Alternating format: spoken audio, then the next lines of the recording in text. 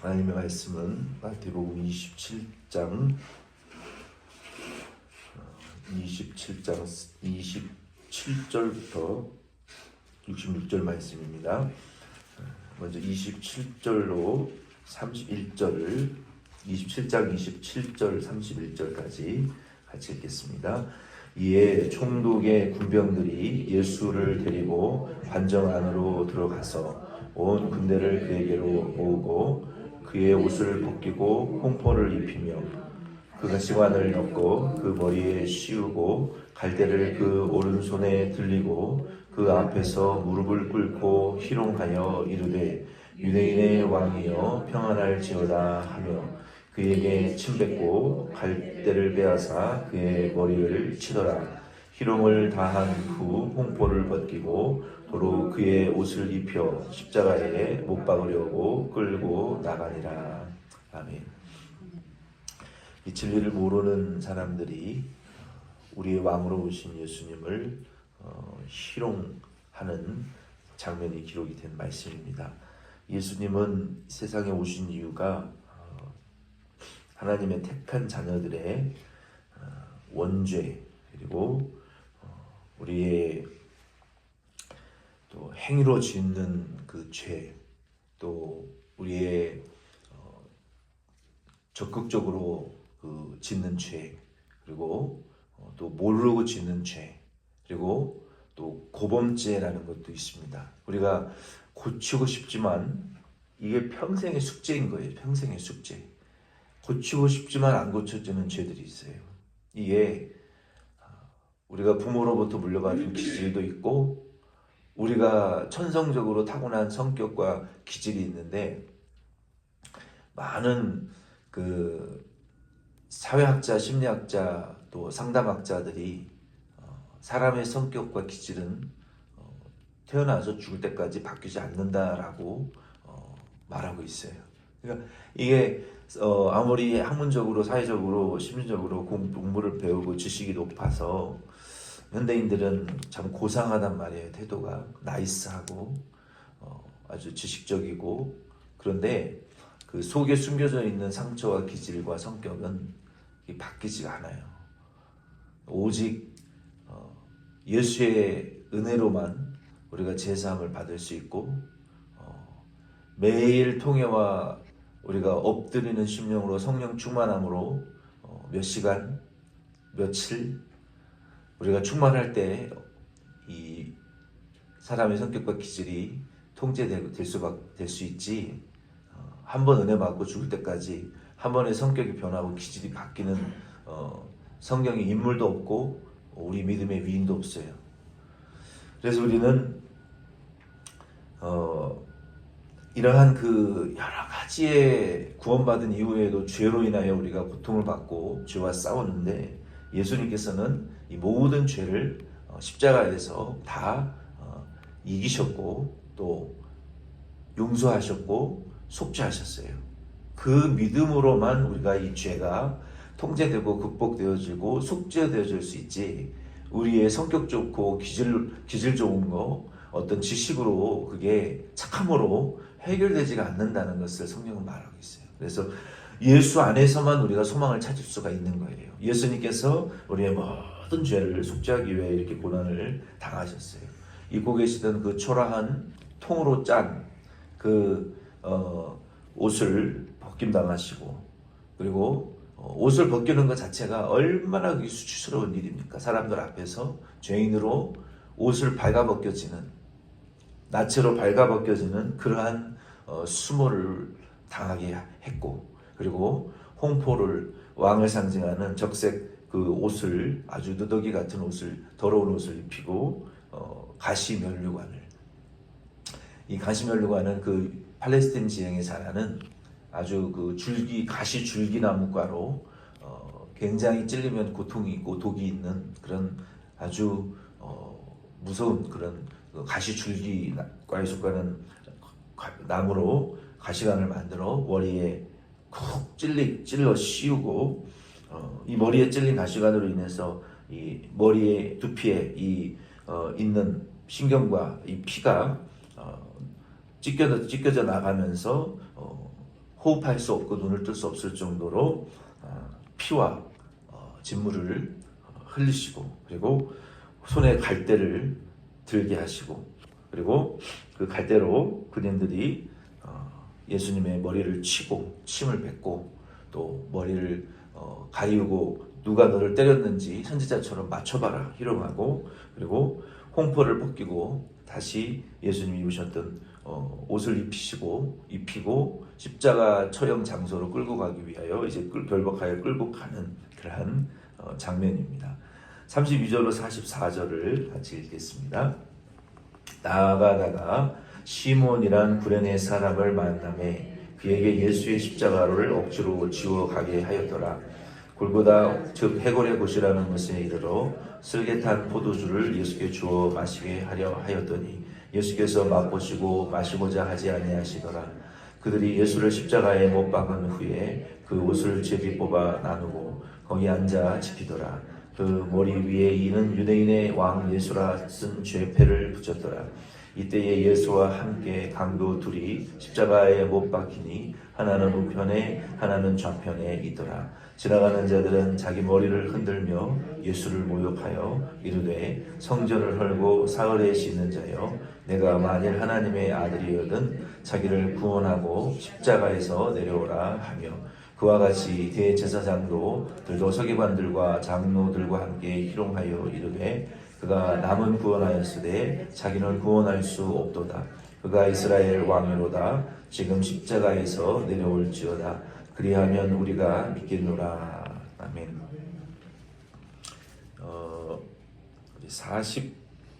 44절까지 읽겠습니다. 그가 하나님을 신뢰하니 하나님이 원하시면 이제 그를 구원하실지라. 그의 말이 나는 하나님의 아들이라 하였도다 하며 함께 십자가에 못 박힌 강도들도 이와 같이 욕하더라. 아멘. 이 32절로 44절 말씀에 보니까 이 마태는 두 지금 사람을 또 대조하고 있어요. 우리가 어제 그제도 베드로의 배신과 가룟 유다의 배신을 이렇게 대조하고 있죠. 가룟 유다의 배신은 결국은 베드로의 배신은 3번이나 저주하고 부인했지만 예수 그리스도 앞에 통회하고 눈물 흘리고 회개하고 성령 받고 쓰임 받고 순교에 이르는 배신이었던 거예요. 그러니까 우리도 그리스도인들이 하나님 앞에 실패하고 우리가 죄를 우리가 짓는 거 있잖아요. 우리가 베드로처럼 우리가 다 입이 앞서고 말이 앞서서 감정이 앞서고 내 주먹이 앞서고 행동이 앞서지 않고 늘 그냥 이 생각과 머리만 뜨거워가지고 이 말과 생각으로 의지로만 앞서고 결국은 예수님의 일을 도와드리려고 열심을 내려고 뭔가 좀 큰일을 해보려고 했는데 결국은 그게 예수님의 평생에 오점을 남기는 행동을 하는 실수들을 우리가 얼마나 많이 말을 합니까? 근데 정말 여러분도 실수를 하고 죄를 지을 때 그냥 후회로 끝나면 그게 예수님에게 오점을 남기는 거예요. 교회에 오점을 남기는 거고 주의 종에게 성도와 사역에 오점을 남기는 거예요. 거기서 끝나면 안 되고 메타멜로마이에서 끝나면 안 되고 메타노에오 회개에 이르게 되면 내 실수가 죄가요. 하나님 그거를 얼마나 조개가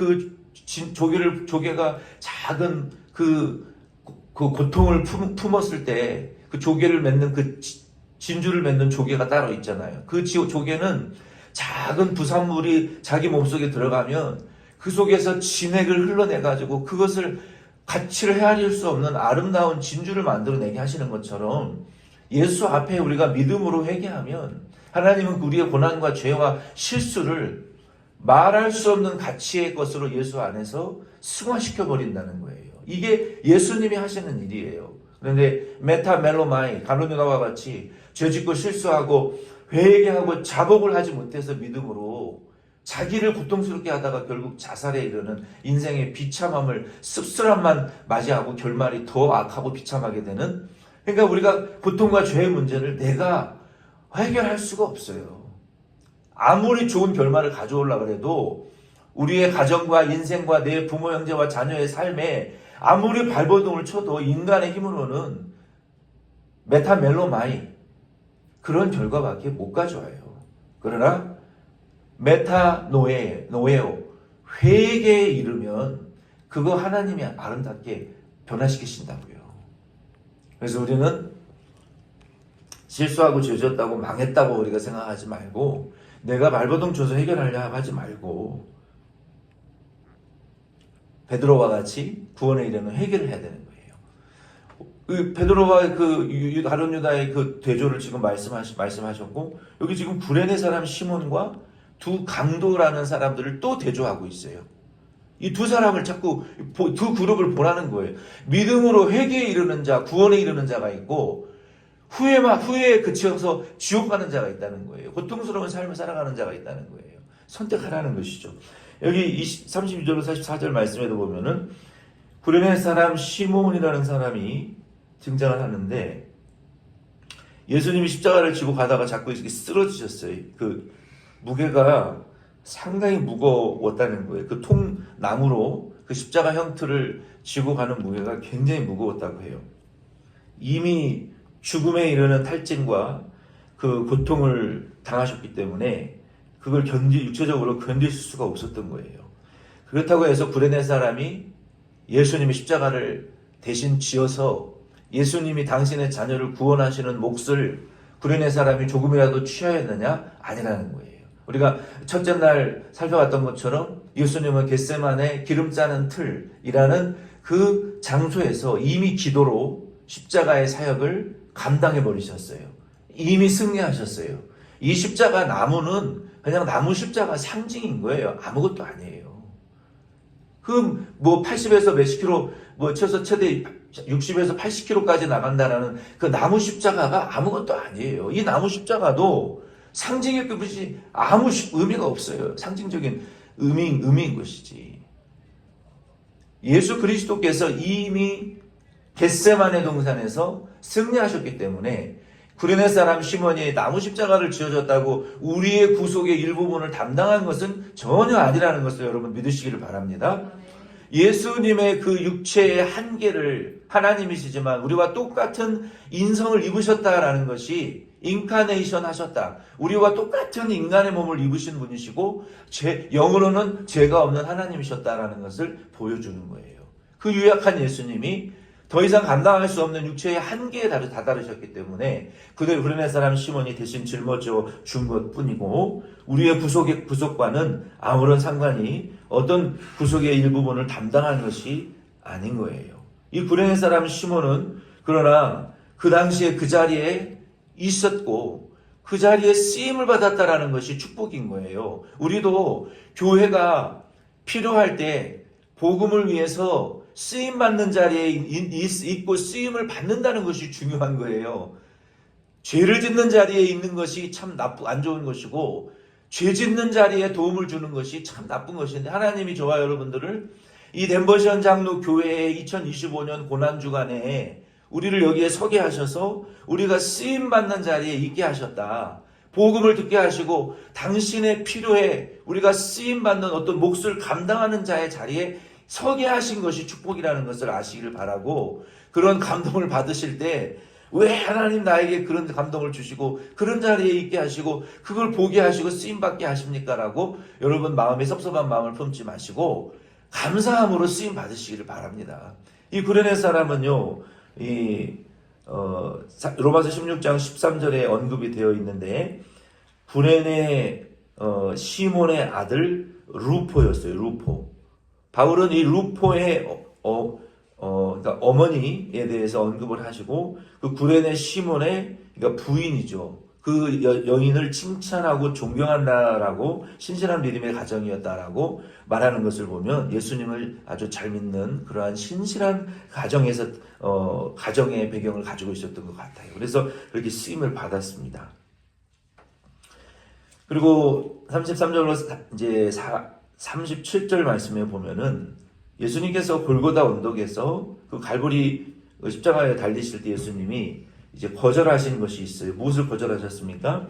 쓸개 즙을 탄 아마 뭐 양이나 염소나 어떤 동물의 그 쓸개에서 나온 그 쓸개즙을 포도주에 타서 당시에 로마의 그 군인들이 사람을 사형을 집행할 때 이제 그 사형을 당할 때 마지막에 그 십자가 형틀에서 죽어가는 고통이 아주 최고로 고통스러웠다고 해요.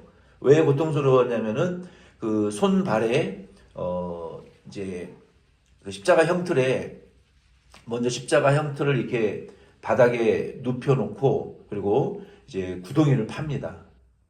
그 십자가를 세우기 위한 구덩이를 파요. 그리고 죄수를 그 십자가 형틀에 눕혀놓고 이제 손과 발에 이 큰 못을 박습니다. 우리가 알기로는 뭐 여기에 못이 박혔다라고 하지만 여기에 못이 박힌 채로 우리의 몸이 십자가에서 유지될 수가 없어요. 이게 찢겨져 나가기 때문에 몸무게에 의해서.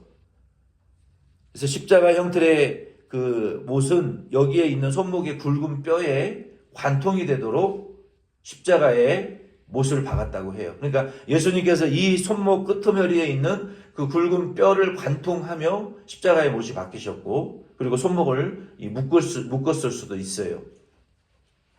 양손에 그렇게 못을 박히셨고 그리고 여기 발도 마찬가지로 뼈가 있는 부분에 못을 박고 발받침대를 만들어서 발도 묶고 떨어져 나가지 않도록 그러면 거기에 못 박힌 상태로 십자가가 구덩이 위에 눕혀져 있다가 줄로 십자가를 당기면 이 십자가 아래 밑둥이 부분이 구덩이에 세워지면서 팍 처박힙니다. 그때 팔과 발에 박혀있던 못이 찢어져 내려가면서 몸무게에 의해서 몸이 처지는 거예요. 무릎이 꺾이고 팔이 꺾이면서 그때부터 극심한 상상할 수 없는 고통이 생겨나기 시작하는 거예요. 탈수 현상이 일어나고 배는 이 불룩하게 불러오고 몸에서 피와 물이 이제 터져 나오고 하루 종일 이제 그 태양볕에서 몇 시간 동안 그러한 고통을 당하면서 이제 말라 죽어가는 아주 상상할 수 없는 끔찍한 최고의 그 아주 반인륜적인 그런 이 고통을 당하며 죽게 되는 거예요. 그리고 복부가 이제 복수에 물이 차오르고 피가 차오를 때 로마의 군인들은 보통 창으로 배를 찔러서 물과 피가 다 빠져나가도록 그리고 맨 마지막에 해머로 이 대퇴부를 가격해서 대퇴부의 뼈를 부러뜨림으로 쇼크로 마지막 남아있는 조그마한 생명의 그 줄기를 숨통을 끄는 이러한 사형이 집행이 되었다는 거예요. 이게 로마의 정말 잔인한 사형의 방법이었어요. 예수님은 이 모든 과정을 다 겪으셨고 마지막에 대퇴부를 부러뜨리는 일은 하지 않았어요. 성경의 예언대로 이미 운명하신 것을 확인했기 때문에 그리고 옆구리에 창으로 찔러 물과 피가 다 쏟아지는 과정까지 겪으셨고 그리고 마지막 숨을 거두기 전에 보통 로마의 군인들은 사형수들에게 그 쓸개를 탄 포도주를 마취제와 진통제로 먹였습니다. 우리 성도님들도 동물의 쓸개를 드셔보신 적이 있는지는 모르겠지만 저는 먹어봤어요. 그 한 방울의 쓸개즙이요 한번 마시면요 하루 종일 입에서 아무리 이빨을 닦아도 이게 가시지가 않아요. 그 쓸개, 한 방울의 쓸개즙이라는 것이. 그래서 거기에 다량의 쓸개즙을 탔으면 마취와 진통에 환각 효과도 일어날 수가 있겠죠. 통증이 안 느껴지는 그런 상태로 이제 바뀌는 거예요. 그러면 예수님께서는 그 쓸개탄 포도주를 거절하셨어요. 왜? 쓸개탄 포도주가 마취제의 효과가 있기 때문에 하나님에게 택한 자녀들의 구원을 완성하기 위하여 드리는 이 제사에 어떠한 오점과 흠이 남겨지지 않기 위하여 예수님은 그 쓸개즙을 거절하셨다는 거예요. 이거는 예수님만이 하실 수 있는 거예요. 우리가 그걸 따라 하려고 할 필요 없어요.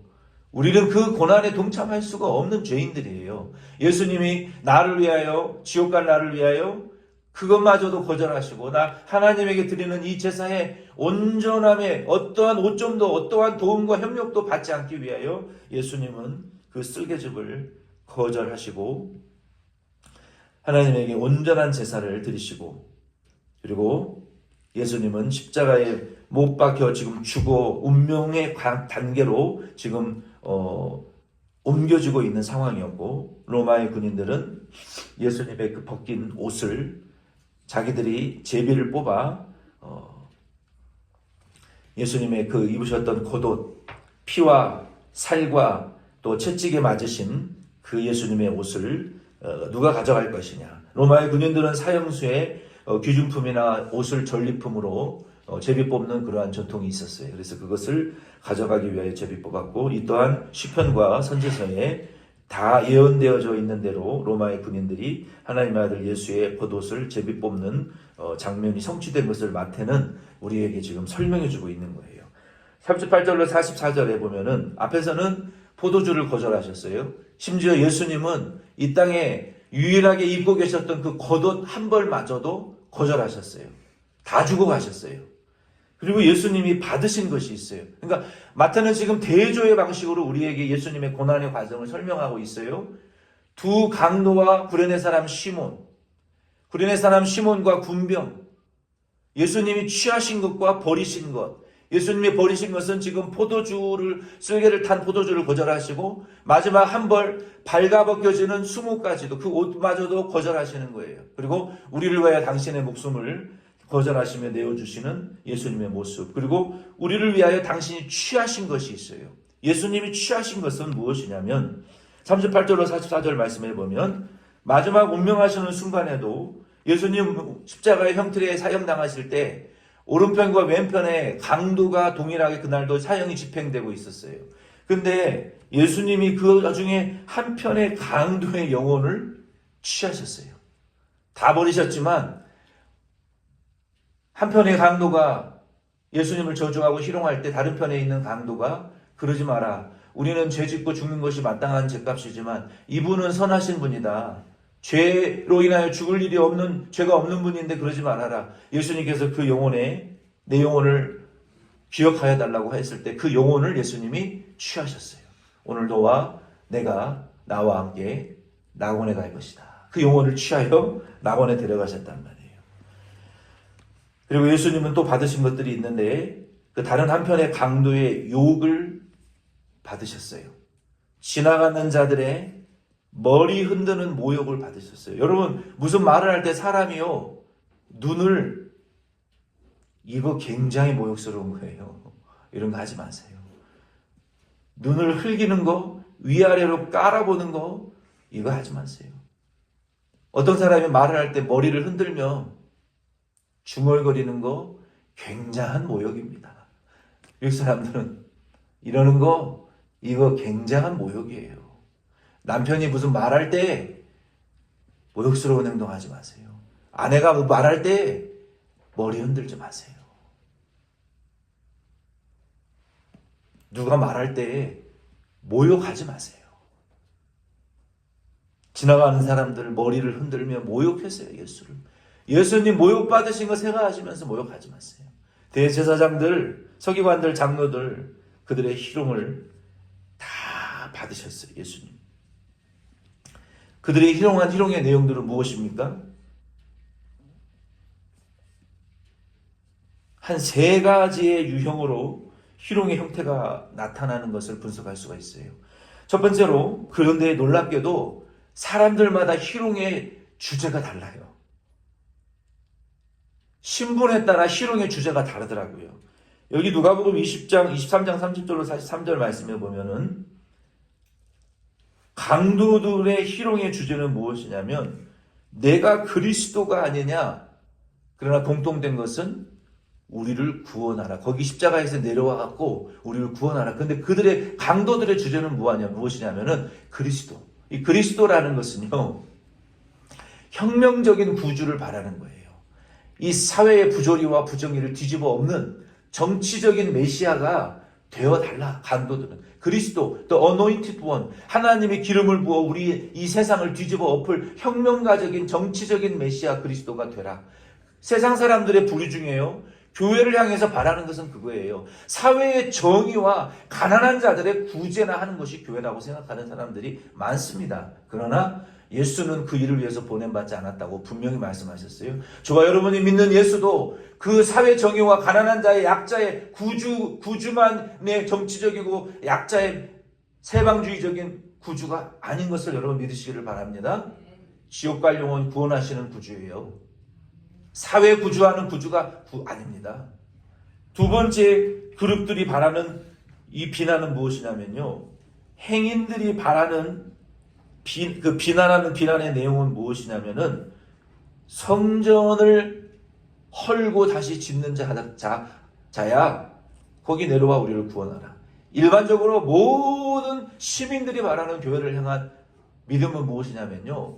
눈에 좀 보일 만한 건물의 아름다운 어떤 공공의 건물이 되어주고 사람들에게 공공의 혜택을 주는 교회도 좀 개방해가지고 댄스도 좀 줌바 댄스도 좀 추게 하고 라인 댄스도 좀 추고 교회 빈 공간 좀 사회에 개방해서 공공의 유익을 위해서 물론 틀린 말은 아닙니다.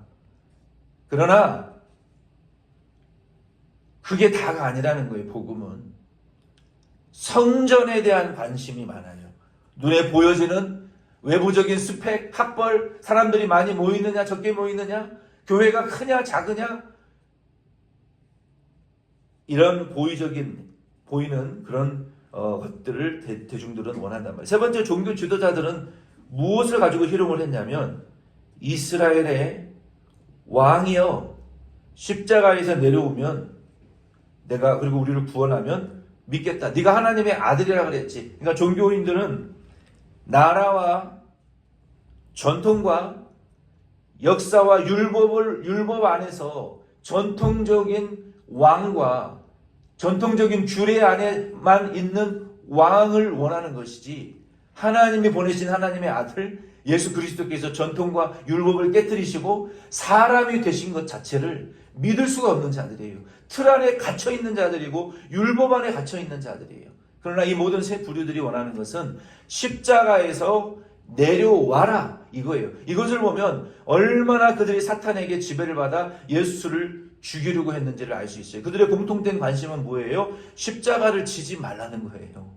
놀랍도록 무섭도록 공통점이에요. 강도들도 행인들도 지도자들도 공통적으로 요구하는 것은 십자가에서 내려오라는 거예요. 그러나 예수님은 십자가에 올라가기 위하여 죽으시기 위하여 속죄하기 위하여 우리를 위하여 대신 피 흘리기 위하여 세상에 오셨는데 마귀는 이 세 그룹들을 격동하여 그것을 하지 말라는 거예요. 분명히 마귀의 격동을 받은 자들이고 마귀의 지배를 받는 자들의 공통된 말은요. 오늘날도 교회를 향해서 목사님 십자가 부활 복음 하지 마세요. 여러분 예배 기도 뭐 교회 십자가 부활 이런 말 하지 말고 편하게 즐겁게 행복하게 적당한 선에서 신앙생활 하세요라고 말해요. 그러나 성경은 십자가 없이 부활 없고 고난 없이 영광 없고 자기 부인 없이 기도 없이 희생 없이 예수님 못 따라간다라고 말하고 있어요. 세상은 오늘날도 우리들에게 적당히 믿으라고 말하고 십자가 없이 믿으라고 말해요. 그러나 성경은 십자가 없이 예수 못 믿는다라고 말하는 거예요. 2000년 전에 주님 십자가에 못 박혀 죽으실 때나 2025년 지금도 똑같은 짓을 마귀는 세상 사람들과 종교 지도자들과 강도들과 같은 사람들을 통해서 우리를 넘어뜨리려고 하고 있어요. 우리는 잘 생각하셔야 돼요. 세상 사람 어느 누가 아무리 우리에게 뭐라고 해도 우리는 예수님처럼 그들 말에 대꾸할 필요 없고 다 변명할 필요 없고요. 우리도 예수님처럼 잠잠히 십자가에 못 박혀 죽어서 예수 따라가는 십자가 지고 예수 따라가는 저와 여러분들이 되어야 돼요. 복음은 단순한 거예요. 예수 믿는 건 단순한 거예요.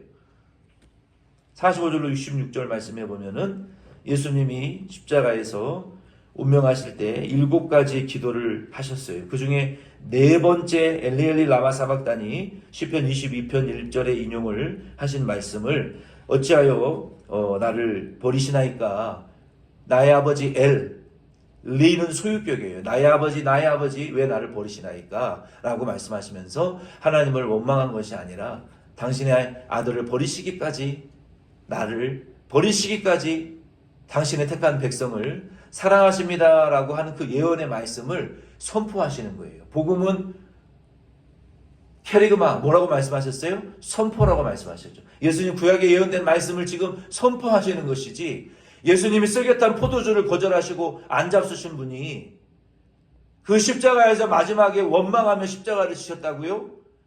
대단히 잘못된 성경의 해석이에요. 예수님은 지금 선포하는 거예요. 구약의 예언을 내가 하나님 아버지의 말씀을 성취하러 왔다라고 그렇게 강조하셨잖아요. 이 구약에 예언된 모든 메시아에 대해 예언된 말씀들을 성취하시고 선포하시는 거예요. 지금 낭독하시는 거예요. 내가 예언을 성취하고 죽는다. 구약의 시편에 예언된 대로 시편의 기자가 예언된 것처럼 하나님이 당신의 아들을 버리기까지 너희들을 이렇게 사랑하시는 것을 보고 깨달으라 선포하시는 거예요.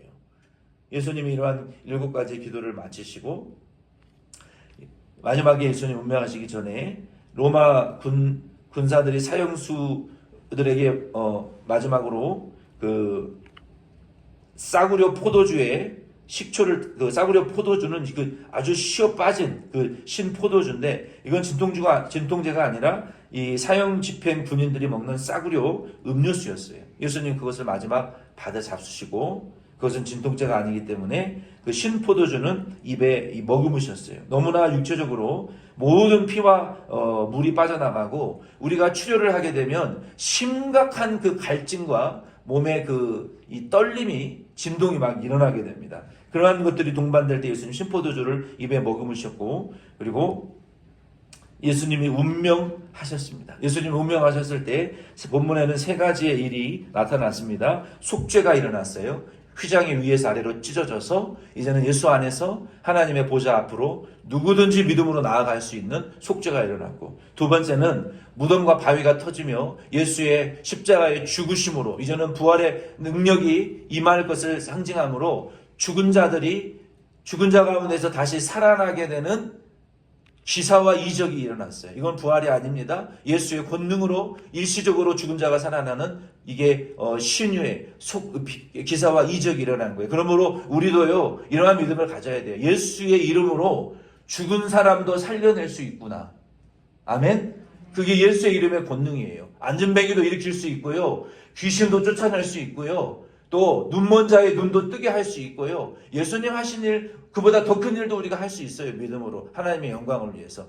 그리고 3번째는 믿는 역사가 일어났어요. 어떤 자들이 믿었습니까? 백부장, 예수를 지키던 군인들, 그리고 이 사람들이 이 모든 일을 보고 진실로 하나님의 아들이었다라고 믿는 믿음의 고백이 일어났다는 거예요. 예수의 죽으심으로 속죄와 부활과 부활의 예표의 역사와 믿음의 역사들이 일어났습니다. 그러므로 고난이 고통스럽고 우울하고 아무런 것만이 아니라 십자가에 죽으실 때 속죄와 부활과 믿음에 관련된 역사가 일어났던 것처럼, 오늘도 이 고난 주간을 통해서 저와 우리 가정과 그리고 우리 덴버시안 장로교회 안에도 속죄와 부활과 이러한 믿음의 역사들이 일어날 수 있는 은혜를 소망하실 수 있는 하루 될 수 있기를 바랍니다.